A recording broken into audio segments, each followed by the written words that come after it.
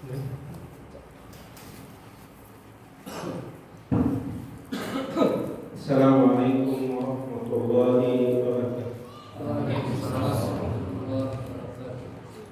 Innal hamdalillah nahmaduhu wa nasta'inuhu wa nastaghfiruh wa na'udzu billahi min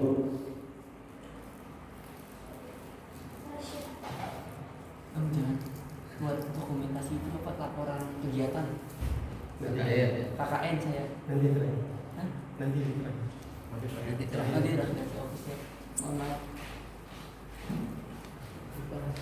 Innal hamdalillah nahmaduhu wa nasta'inuhu wa nastaghfiruh wa na'udzu billahi min shururi anfusina wa min sayyiati a'malina. May yahdihillahu fala mudilla lahu wa man yudlil fala hadiya lahu. أشهد أن لا إله إلا الله وحده لا شريك له وأشهد أن محمدا عبده ورسوله. يا أيها الذين آمنوا اتقوا الله حق تقاته ولا تموتن إلا وأنتم مسلمون.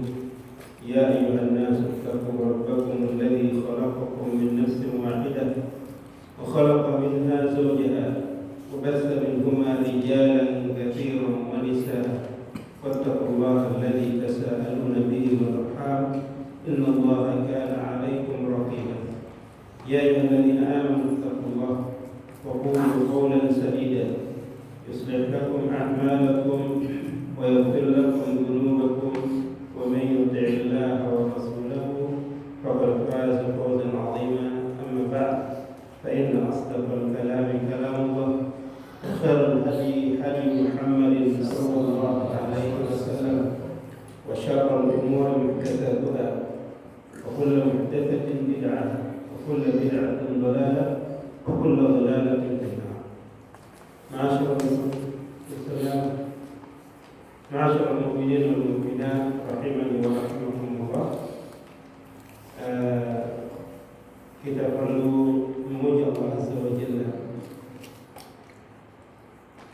dalam kajian ini dengan tujuan agar Allah Azza wa Jalla memberikan kita anugerah nikmat ilmu yang bermanfaat, yang dengan ilmu yang bermanfaat ini kita bisa berharap agar Allah Subhanahu wa Ta'ala membimbing kita untuk bisa beramal dalam kehidupan kita sehari-hari dengan ilmu tersebut. Karenanya kita sebagai hamba Allah Azza wa Jalla yang selalu berharap kepada Allah Azza wa Jalla, yang selalu ingin memohon kepada Allah Azza wa Jalla, yang ingin selalu berdoa kepada Allah Azza wa Jalla, maka sebaik-baik doa yang kita panjatkan kepada Allah Azza wa Jalla adalah ucapan alhamdulillah. Karena Nabi kita sallallahu alaihi wasallam dalam hadis yang sahih, beliau telah menjelaskan bahwasanya alhamdulillah merupakan doa yang paling afdal, doa yang paling utama. Beliau sallallahu alaihi wasallam bersabda, afdalud du'a alhamdulillah. Seutama-utama doa adalah kalimat alhamdulillah. Dan di samping kita berharap agar Allah Azza wa Jalla menganugerahkan kita nikmat ilmu dengan kalimat alhamdulillah ini, kita juga berharap agar dengan kalimat alhamdulillah ini kita bisa menjadi hamba-hamba yang selalu bersyukur kepada Allah Azza wa Jalla. Kemudian salawat dan salam untuk baginda Nabi sallallahu alaihi wasallam. Tak lupa kita saling mengingatkan untuk terus bersalawat untuk Nabi kita sallallahu alaihi wasallam, sebab salawat kepada beliau sallallahu alaihi wasallam merupakan syariat Allah Azza wa Jalla yang Allah syariatkan kepada dirinya, dan juga yang Allah Subhanahu wa Ta'ala syariatkan kepada para malaikat, Lalu Allah Azza wa Jalla mensyariatkannya kepada kaum mukminin. Allah Subhanahu wa taala berfirman, "Ya ayyuhalladzina innallaha wa malaikatahu yusholluna 'alan nabi. Ya ayyuhalladzina amanu shallu 'alaihi wa sallimu taslima." Sesungguhnya Allah dan para malaikatnya senantiasa berselawat kepada Nabi. Wahai orang-orang yang beriman, berselawatlah kalian kepadanya dan ucapkanlah salam sejahtera untuknya. Dan itu karena kita mengklaim diri kita sebagai orang-orang yang beriman, mengaku sebagai orang-orang yang beriman, maka kita harus memperbanyak selawat kita kepada Nabi Sallallahu Alaihi Wasallam. Kemudian selanjutnya Bapak-bapak, Ibu-ibu, jemaah kaum muslimin dan muslimat yang dirahmati oleh Allah Azza wa Jalla, insyaallah taala mulai malam ini insyaallah taala kajian kita akan fokuskan untuk membahas kitab yang kita akan bahas adalah kitab yang mengumpulkan hadis-hadis Rasulullah sallallahu alaihi wasallam. Dan dalam kitab ini dikumpulkan hadis-hadis yang berkaitan dengan hak-hak Allah Azza wa Jalla dan juga hak Nabi sallallahu alaihi wasallam dan juga haknya para sahabat. Yang mana kitab tersebut telah ditulis oleh seorang ulama masa kini yang masih muda, di mana beliau namanya adalah Syekh Anis bin Nasir Al-Mus'abi hafizahullah ta'ala. Dan kitab ini beliau namakan dengan Al-Arba'un atau Al-Arba'in fi Huquqi Rabbil Alamin. Kitab yang mengumpulkan 40 hadis tentang hak-hak Tuhan semesta alam. 40 hadis yang berkaitan dengan haknya Allah Azza wa Jalla. Dan kitabnya ini dia. Bagaimana kitab ini walaupun dia dinamakan dengan kitab Al-Arba'in oleh penulisnya, namun isi kitab ini terdiri dari 39 hadis. Tidak benar 40. Namun beliau menamakan kitab ini dengan Al-Arba'in sebagai bentuk untuk menggenapkan angka 39 menjadi 40. Dan biasa yang terjadi atau biasa ini dilakukan di matematika, biasanya orang menggenapnya angka sekian, dari angka 5 sampai 9 digenapkan jadi 1.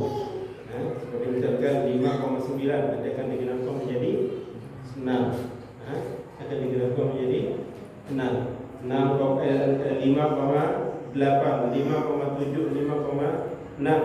Ini akan digenapkan menjadi 6. Dalam penulisan kitab juga jadi seperti itu, bukan hanya di matematika saja berlakunya penggenapan angka. Baik. Kemudian tadi kita jelaskan bahwasanya kitab ini akan berisikan tentang hadis-hadis Rasulullah Sallallahu Alaihi Wasallam yang akan menjelaskan tentang apa? Yang akan menjelaskan tentang hak-hak Allah Azza wa Jalla. Ini yang paling pertama. Yang kedua akan menjelaskan tentang hak Nabi Sallallahu Alaihi Wasallam. Yang ketiga akan berbicara tentang hak para sahabat Rasulullah Sallallahu Alaihi Wasallam. Timbul pertanyaan di benak kita, kenapa muallif kita membahas tentang hak-hak Nabi Sallallahu Alaihi Wasallam dan juga hak para sahabat di dalam kitab ini? Padahal kitab ini beliau namakan dengan 40 hadis yang berkaitan dengan hak Allah Azza wa Jalla atau hak Tuhan semesta alam, yang semestinya kalau judul ini diberikan judul dengan 40 hadis yang berkaitan dengan hak-hak Tuhan semesta alam, otomatis pembahasannya akan berbicara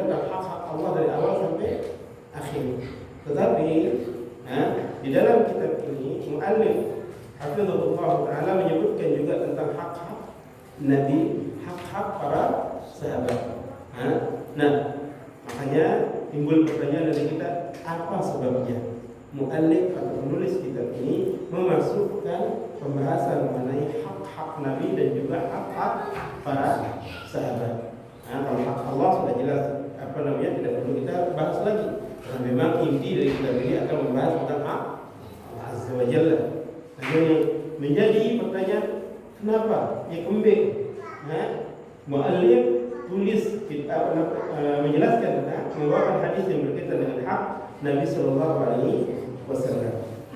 Kita jelaskan dengan mengatakan bahwasanya muallif membawakan pembahasan atau hadis yang membahas tentang hak-hak Nabi Sallallahu Alaihi Wasallam karena kita ketahui bahwasanya dalam kita beribadah kepada Allah Azza wa Jalla, jika kita ingin ibadah kita diterima oleh Allah Azza wa Jalla, maka kita harus memenuhi dua syarat dalam ibadah kita baru akan diterima oleh Allah Azza wa Jalla.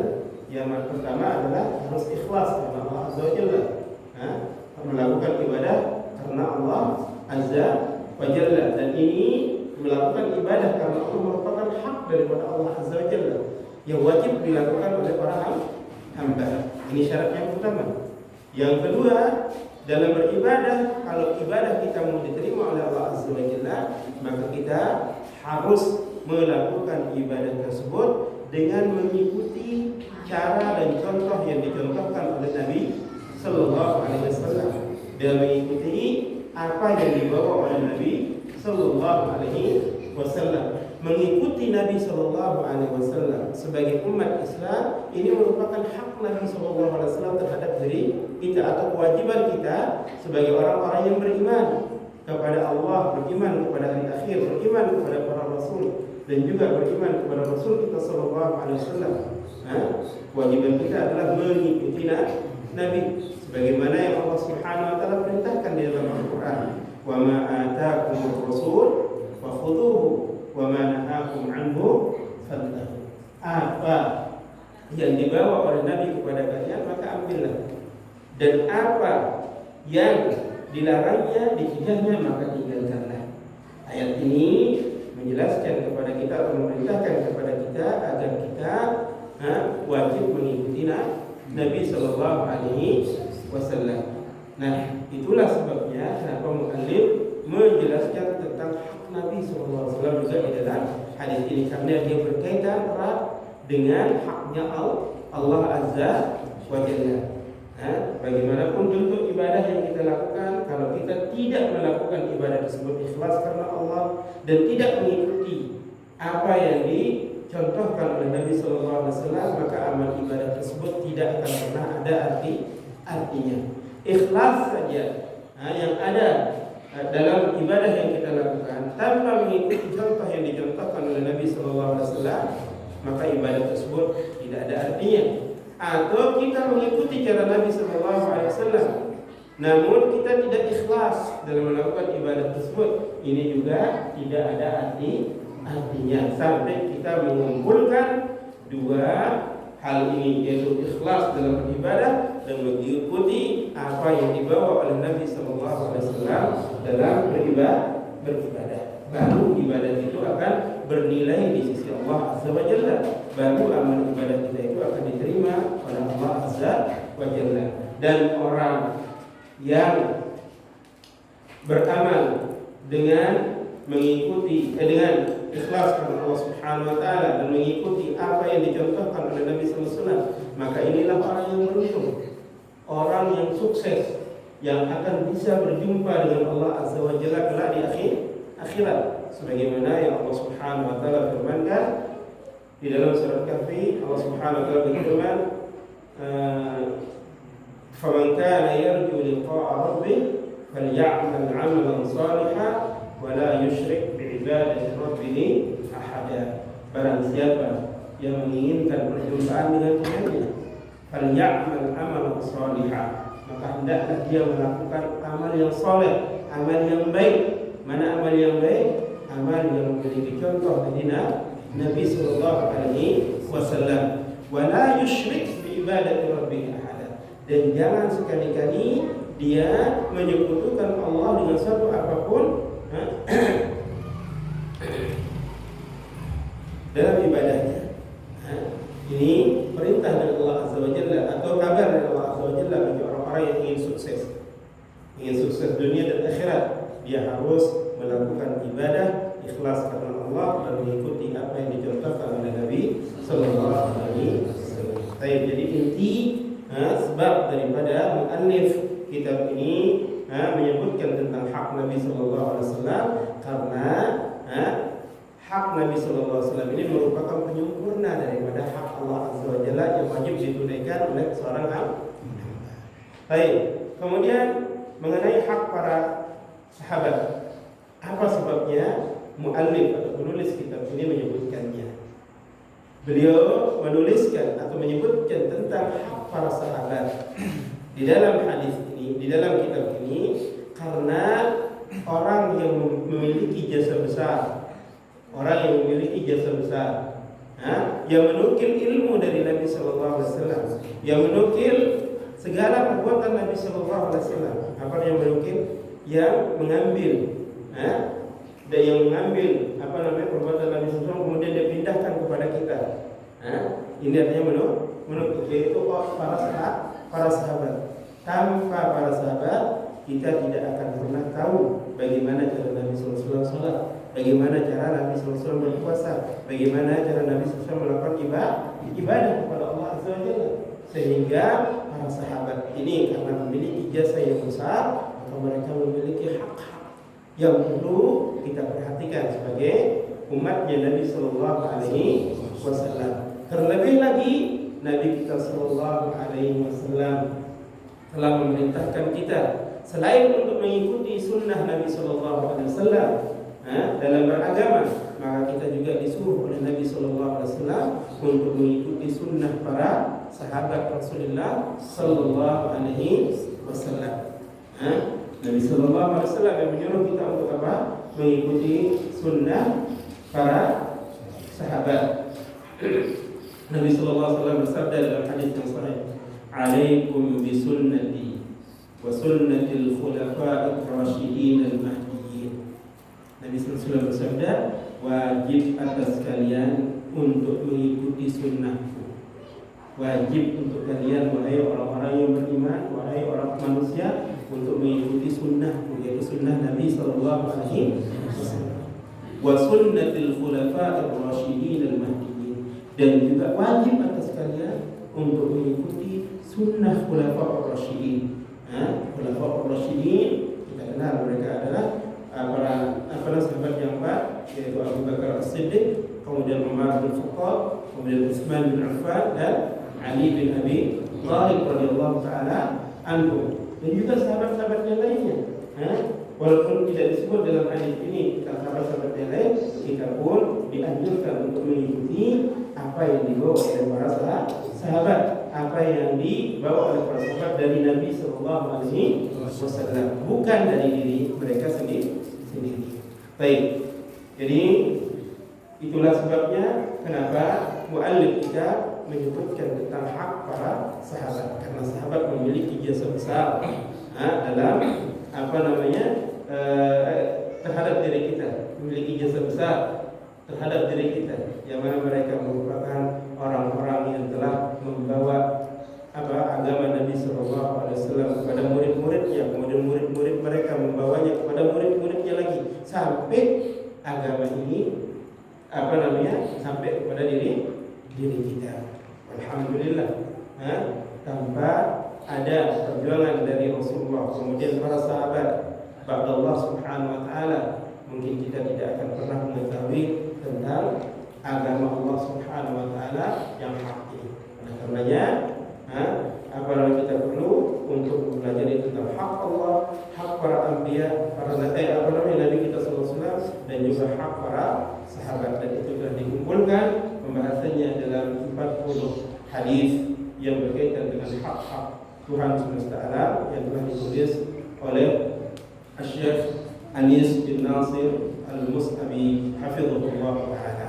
Nah, di dalam hadis ini, di dalam kitab ini, muallif kita membawakan hadis yang pertama mengenai hak Allah Azza wa Jalla yang wajib ditunaikan oleh seorang hamba. Dan bagaimana bila hak ini ditunaikan, maka hamba tersebut akan menjadi orang yang sukses, yang akan selamat dari azab Allah Azza wa Jalla. Apa bunyi hadis tersebut? Sekarang kita akan bacakan. Qala al-muallif hafizahullah ta'ala, berkata muallif kitab ini, semoga Allah menjaga beliau, al-haditsul awwal, hadis yang pertama. An Mu'adz radhiyallahu anhu qala qultu lidfan nabiy sallallahu alaihi wasallam ala himarin yuqalu lahu Ufayr faqala ya Mu'adz hal tadri haqq Allah ala ibadihi wa ma haqqul ibadi ala Allah qultu Allah wa rasuluhu a'lam qala fa inna haqq Allah ala al-ibad ay ya'buduhu wa la yushriku bihi shay'an wa haqqal ibadi ala Allah alla yu'adziba man la yushriku bihi shay'an faqultu ya Rasulullah afala ubashshiru bihi an-nas qala la tubashshirhum fayattakilu muttafaqun alaih. Muallif kita mengatakan dari Mu'adz bin Jabal radhiyallahu taala anhu.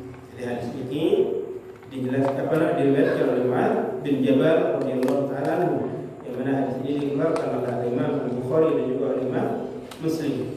Beliau Mu'adz mengatakan, "Qultu li Nabi sallallahu alaihi wasallam."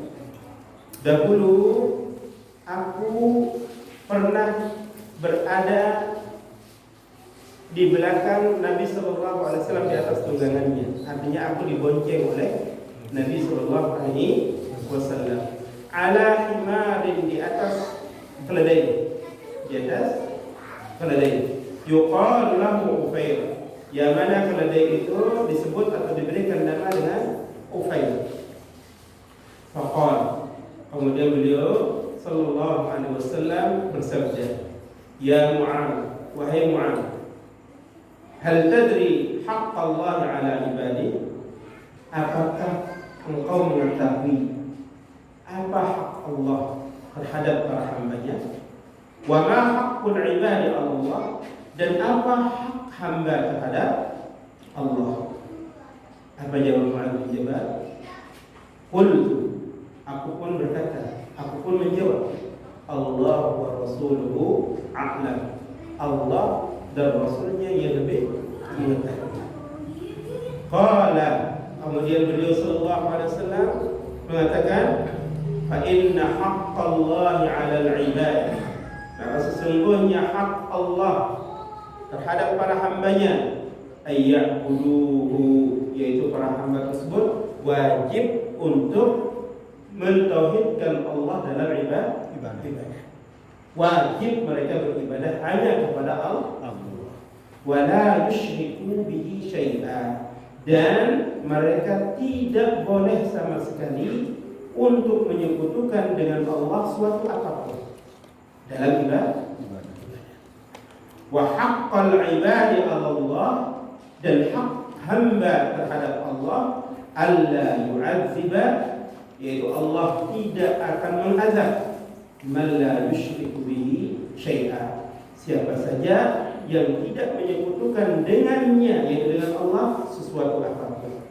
Faqultu, maka Mu'adz mengatakan, aku pun bertanya kepada Nabi sallallahu alaihi wasallam, ya Rasulullah, wahai Rasulullah, afala ubashshiru bihin nas, apakah boleh saya akan menyampaikan kabar gembira ini kepada manusia, kepada para sahabat yang lain? Kemudian Nabi SAW mengatakan, qal la tubashshirhum, jangan kamu sampaikan kabar gembira ini kepada mereka. Fayattakilu, yang mana itu nanti akan menyebabkan mereka untuk malas beribadah, malas untuk berbuat, kata Nabi SAW. Muttafaqun alaih. Hadis ini disepakati kesahihannya oleh Imam Al-Bukhari dan juga oleh Imam Muslim. Amal Imam Bukhari dan Imam Muslim sepakat pembelaan sahih hadis, maka hadis ini ke dibawa 30 bulan. Pasti hadis yang benar. Kalau tidak jadi dalil. Ngerti? Dari mana? Cirebon. Dari Cirebon. Ini Kerondang. Oh, dengan desa. Sendiri. Iya. Kita di sana teman-temannya di posko. Ya. Teman-temannya di posko. Berapa orang? 12 orang. 12. Kenapa tidak ajak ke sini? Ada lagi ngerjain itu.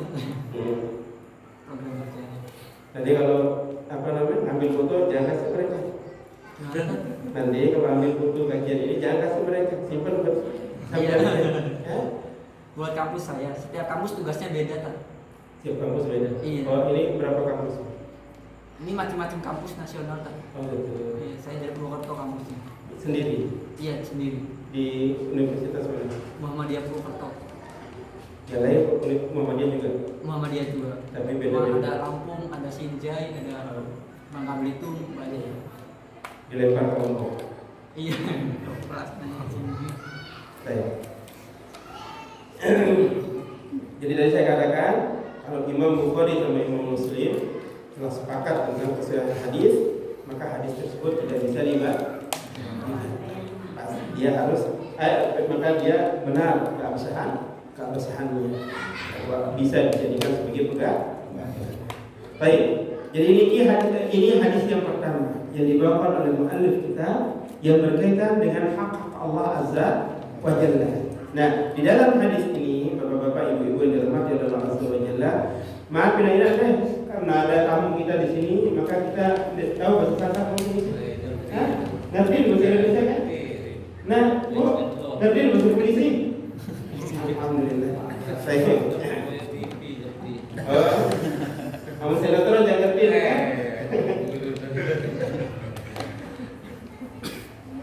Baik. Jadi dalam hadis yang pertama ini, muallif kita membawakan hadis Mu'adz bin Jabal radhiyallahu taala anhu. Di mana dalam hadis ini Mu'adz bin Jabal mengabarkan kepada kita tentang kejadian yang pernah beliau alami bersama Nabi sallallahu alaihi wasallam.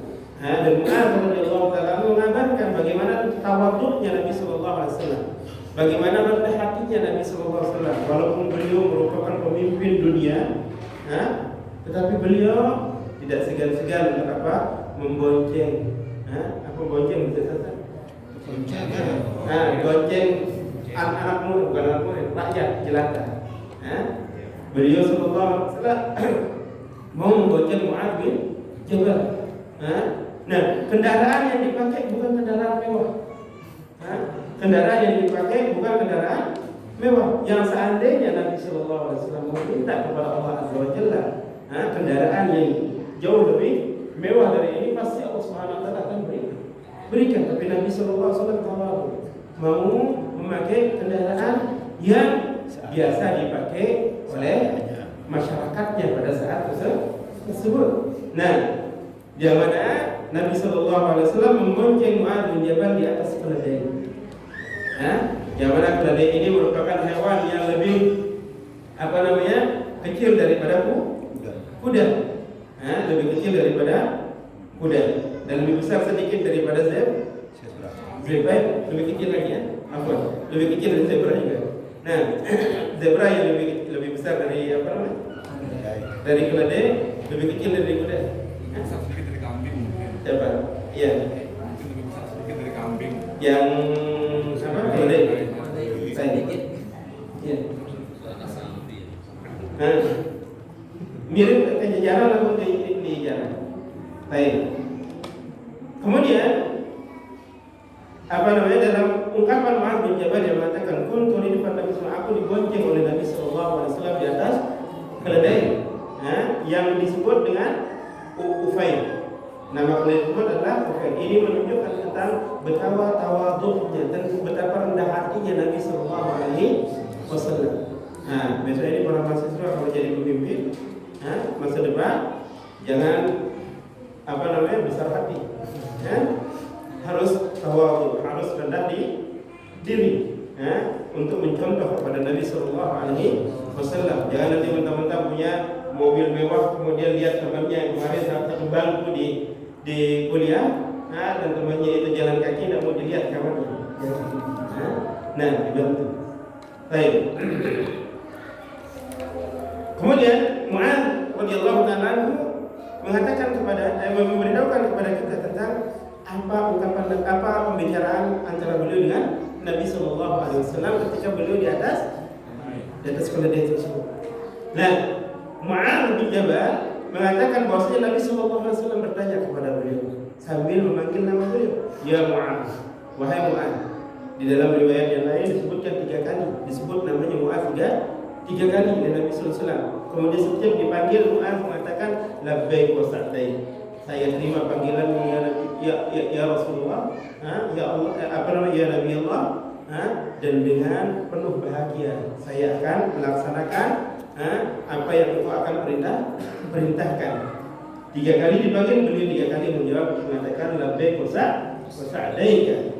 Nah, ini menunjukkan pengulangan ini menunjukkan bahwasanya Nabi Sallallahu Alaihi Wasallam ingin supaya Mu'adz bin Jabal radhiyallahu ta'ala memiliki perhatian terhadap apa yang akan diucapkan oleh Nabi Sallallahu Alaihi Wasallam. Makanya Mu'adz radhiyallahu ta'ala ketika disebutkan oleh Nabi Sallallahu Alaihi Wasallam apa yang beliau sampaikan oleh Nabi Sallallahu Alaihi Wasallam, beliau dengan sadar memahami dan juga menghafal apa yang disampaikan oleh Nabi Sallallahu Alaihi Wasallam. Apa yang diungkapkan oleh Nabi Sallallahu Alaihi Wasallam itulah yang disampaikan oleh Mu'adz kepada kita. Mu'adz mengatakan, Nabi Sallallahu Alaihi Wasallam bersabda, wahai Mu'adz, tahukah kamu apa hak Allah terhadap para hambanya? Artinya apa kewajiban para hamba terhadap Allah Azza wa Jalla? Apa kewajiban kita ini sebagai panjang Allah Azza wa Jalla, sebagai hamba Allah Subhanahu wa taala kepada Allah. Jadi kita ini sebagai hamba memiliki kewajiban kepada Allah yang akan kita pertanggungjawabkan kelak di hadapan Allah Azza wa Jalla. Yang mana kalau kita tidak melaksanakan apa yang menjadi kewajiban kita, maka itu akan kita pertanggungjawabkan di hadapan Allah Azza wa Jalla. Baik, wa ma haqqul ibadi Allah, dan apa hak para hamba terhadap Allah. Yang katakan apa kewajiban Allah terhadap para hamba. Tapi perlu diingat, bahwasanya apa yang disebutkan oleh Nabi SAW tentang kewajiban Allah terhadap para hamba ini bukan termasuk kewajiban yang wajib ditunaikan oleh Allah Azza wa Jalla. Nah, Allah Subhanahu wa taala ketika mewajibkan sesuatu kepada dirinya, manusia tidak akan bisa menuntut Allah Azza wa Jalla untuk minta, ya Allah, engkau telah mewajibkan dirimu untuk memberikan saya ini dan itu, kasih saya. Tidak bisa kita mengatakan demikian. Kalau Allah Subhanahu wa taala berhak untuk apa? Berhak untuk menuntut kita terhadap apa yang kita diperintahkan oleh Allah Azza wa Jalla. Jadi Allah Subhanahu wa taala Maha berbuat dan Dia tidak bisa dipertanyakan atau tidak akan bertanggung jawab terhadap perbuatannya kepada diri kita. Tapi kitalah para hamba ini yang berkewajiban untuk mempertanggungjawabkan perbuatan kita. Nah, kemudian setelah Mu'adz bin Jabal radhiyallahu taala anhu ditanya oleh Nabi sallallahu alaihi wasallam tentang hak Allah kepada para hamba dan hak hamba kepada Allah, Mu'adz bin Jabal radhiyallahu taala anhu sebagai bentuk beliau menjaga amanah ilmu, beliau pun mengatakan Allah wa rasuluhu a'lam. Allah dan Rasulnya yang maha mengetahui, yang lebih mengetahui. Kenapa beliau mengatakan demikian? Karena Mu'adz tidak mengetahui jawabannya. Dia merasa tidak seperti kita. Kadang-kadang kalau kita ditanya, kalau takut dikatakan bodoh, takut dikatakan tidak memiliki ilmu, kemudian kita cari jawaban. Walaupun jawabannya salah, yang akan bisa mempermalukan diri kita sendiri. Jadi dalam hal ilmu, baik itu ilmu dunia, apalagi ilmu agama, kalau memang kita tidak mengetahui, kalau memang kita tidak memiliki ilmu, jangan pernah malu-malu untuk mengatakan saya tidak tahu. Dan inilah yang dilakukan dahulu oleh para ulama. para sahabat terutama, kemudian para ulama. Al-Imam Malik bin Anas rahimahullah ta'ala, pernah beliau ditanya, pernah beliau dimintai fatwa, 60 fatwa dibawakan dari negeri Basrah.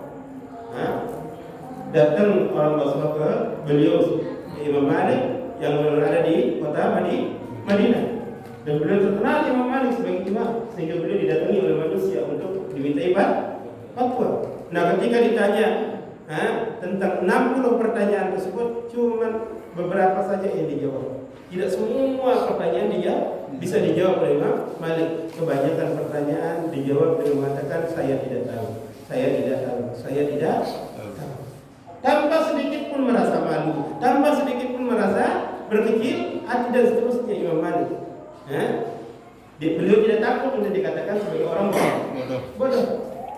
Nah, ketika selesai pertanyaan, maka orang yang bertanya ini mengatakan, oh ini yang namanya Imam Malik yang dikatakan imam oleh manusia. Dia tidak bisa menjawab pertanyaan kecuali beberapa pertanyaan saja. Nah, kemudian Imam Malik mengatakan, ya inilah Malik. Sampaikan kepada manusia bahwa Malik tidak bisa menjawab pertanyaan kecuali apa yang bisa dijawab. Menunjukkan bahwasanya para ulama itu sangat hati-hati dalam masalah ilmu. Tidak mau berbicara tanpa ilmu, karena berbicara tanpa ilmu ini jauh lebih berbahaya dosanya daripada dosa syirik. Kenapa? Karena kalau kita berbicara tanpa ilmu, kemudian kita salah menyampaikan, dan itu diikuti oleh manusia. Nah, kesalahan yang dilakukan oleh manusia ini kemudian diikuti oleh manusia lainnya, akan menjadi kesalahan jariah, kesalahan yang mengalir, sehingga dosa orang yang menyampaikan kesalahan tersebut pun akan mengalir. Oleh sebab itu kita harus berhati-hati ketika kita ditanya oleh teman atau oleh oleh orang. Kemudian kita tidak tahu jawabannya, jangan segan-segan untuk mengatakan saya tidak tahu. Jangan sok-sokan untuk menjawab. Ada? Betul? Baik. Kita lanjutkan. Kemudian setelah Nabi Sallallahu Alaihi Wasallam mendengar jawaban Mu'adz bin Jabal dengan mengatakan aku tidak, Allah dan Rasulnya yang lebih mengetahui, lalu Nabi Sallallahu Alaihi Wasallam memberitahukan tentang hak Allah dan hak para hamba terhadap Allah. Ada azan dulu.